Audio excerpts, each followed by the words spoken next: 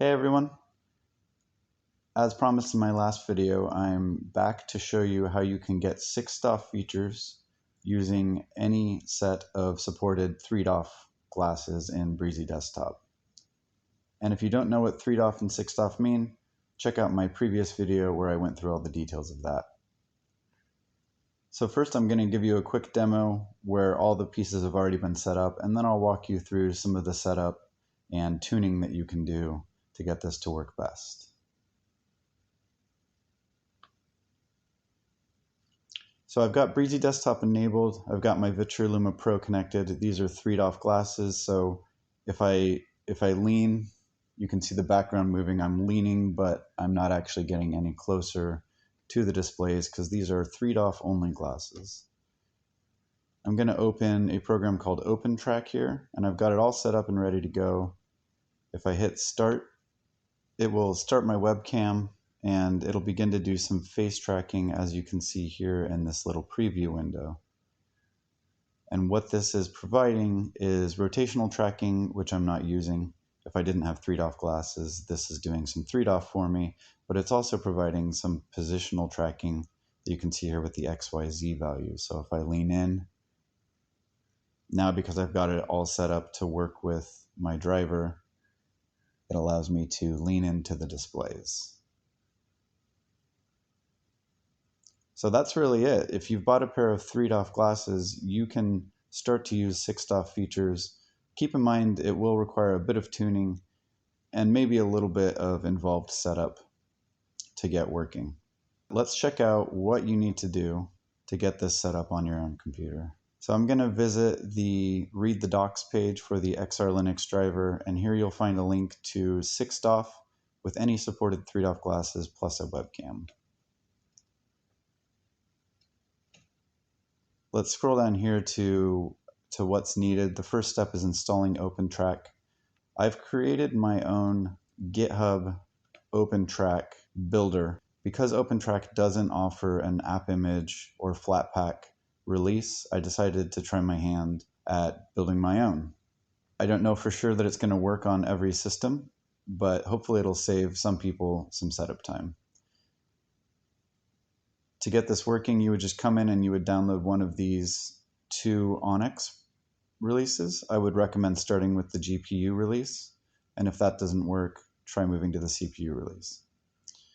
Once you've got that downloaded, you just double click it or give it execute permissions and run it from the command line, and this will pop up. If those don't work for you, you're going to have to do a package manager setup. In Arch Linux, these were the steps that I took. I have Yay for doing AUR builds. You might need to install it if you don't have it, or there are alternatives to that as well. And I just needed to install the Onyx runtime. This is the CPU runtime, and then OpenTrack. From there, you can just launch it. If you're on a Debian or Fedora-based distro, you're going to have to do some different steps. It's up to you to go search around and figure out exactly how to get that set up. It may be a little more involved because it does require building from source, which Yay does for me automatically here. So hopefully you can get that working. The next is to copy this one-liner here and paste it into a terminal. And I've already run this, so I'm not going to run it here, but this is what you would do, and you would run it. Copying these types of commands can be dangerous because you're executing a script that you haven't downloaded or checked out. If you're curious, you can always copy this URL that you see here and check out what it's doing. It's basically just putting a config file on your system for OpenTrack to use. The last piece you need to do is actually enable the driver to listen for OpenTrack traffic. So you need to copy this command, and then if you check out the XR driver CLI without any parameters, you'll see there's a bunch of options here. These 3 are for the OpenTrack listener. This first one enables and disables it. The second one allows you to set a custom IP. you're always going to want it to be localhost, but there's different variations that set permissions on who can send you traffic. But you'll probably just want to leave it at default. And then the last one is the port. It does default to 4242, and OpenTrack will send data by default to that port. So most people won't need to set either of these second ones, but it is possible to be doing some kind of crazy traffic redirect stuff. You might, if you want to override this port, this is how you would do it. After that, I recommend plugging in your glasses and enabling them on Breezy Desktop first. Launch OpenTrack, and then the important part is when you ran that curl command, it created this profile here. I can't change it because I've got it running, but you'll click on this dropdown and you'll see the XR driver profile. That'll preset some things for you to get it all integrated with my driver. The only thing you might need to change is clicking on this settings for the neural net tracker input and choosing the correct camera. If you have more than one camera on your system, you'll want to choose the correct one. It would also help if you know the specs of your camera to set this FOV properly. And also, you can set the resolution to the full resolution of the camera, but it's also fine if you leave it low. It might help the processing times for this. You don't need to do any of that. You don't need to enter these settings at all. It should just work. But what you'll find is without a bit of tuning, it may not work super well. Like when you move your head, you might see the screens sort of swing around. When you lean in, lean out, you might see that they don't exactly do what you want them to do. And you can see also that with this, there'll still be a little bit of drift. All 3DOF glasses have a little bit of drift. I found that with the Illuma Ultras that have 6DOF built in, that tends to correct the drift. The 6DOF here is not going to correct the drift, so you will still need to recenter occasionally. Once you've gotten the driver profile all set up, you click Start and you're good to go. And then you come in here and you tune things. So I do recommend that you run this calibration step. To do this, you click Start Calibration, and then you sort of just look around in kind of an oval shape, go across the middle, go vertically across the middle, and it'll tell you when it's gotten enough samples. Then you click Stop, and it'll fill in these values for you. That should fix some issues you're seeing around weird screen movements when you move your head. One thing I've noticed here is it does tell you how quickly it's able to take in that camera data and produce a position. So the lower the value will be more responsive. If you see this really high, like 30 or more milliseconds, you can play around with that. It might be affected by the resolution you've chosen here, so you could choose a lower resolution. But what you'll see the biggest impact from is choosing a different model. The smaller the model, the better. So choosing a smaller model will improve the inference times. But at the same time, I've found that 6DOF does not need to be as responsive as 3DOF. With 3DOF, when you move your head, you really want to see the screen move in real time. Otherwise, you might get nausea or it breaks the immersion. But with 6DOF, if I lean in and it takes a second, it doesn't really matter. So you can play around with this if you want, but you might find it doesn't really matter for you. The last thing to play around with is you'll notice in this preview here, even when I'm sitting still,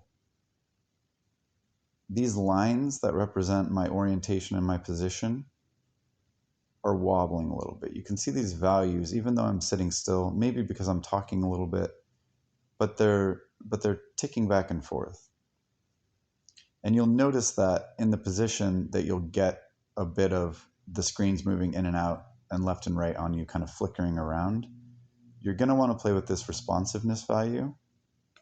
The lower it is, the less those tiny movements will impact, but also the less it will respond to you leaning. You can see it's a bit slower. It's less responsive. That makes sense. If I put it up too high, it's going to flicker around a little bit more, like you can see it doing. I'm going to recenter real quick. So I found, for me personally, for my webcam, 5 seems to do an okay job. I am talking right now, so it is wobbling a little bit more just in this demo. And then you can use these drift speeds to also sort of denoise. Like if I turn this off, you can see it really moving around. You don't have to worry about the rotation values, by the way. We're just worried about the position, which is the 6th off.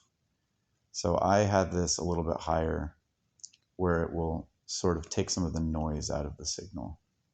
So between those two things now, the 6th off is working pretty well. You can also play around with these different filters. I have the natural movement filter, but there are like 5 options here. And it'll change the filter values that we were just looking at. But there are some others that maybe you'll like better in terms of how they interpret the camera-based position. Might make it a little bit smoother for you.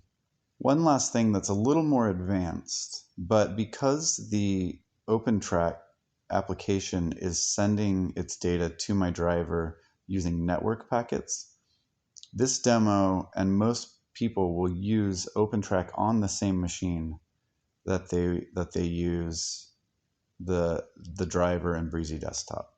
But because it's sending network packets, you can theoretically have a webcam on a different PC running any operating system. It could be Windows or Mac even, because OpenTrack does provide applications for Windows and Mac.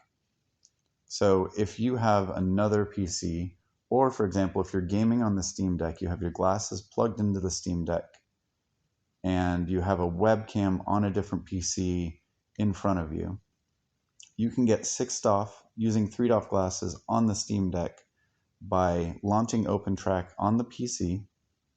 You would come here to the output and you would change the remote IP address. You'll have to figure out what your local IP address is for the local area network on your Steam Deck.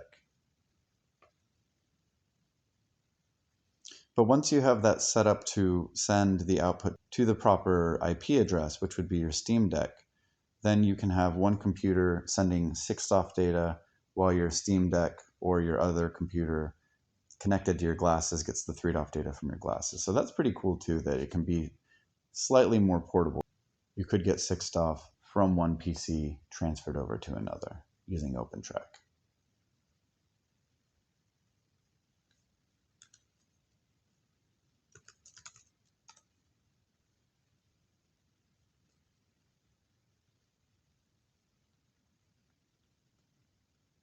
So that's it for my demo of 6th off using 3DOF glasses. I hope you found it useful, and if you try it out, let me know how it went for you. Enjoy!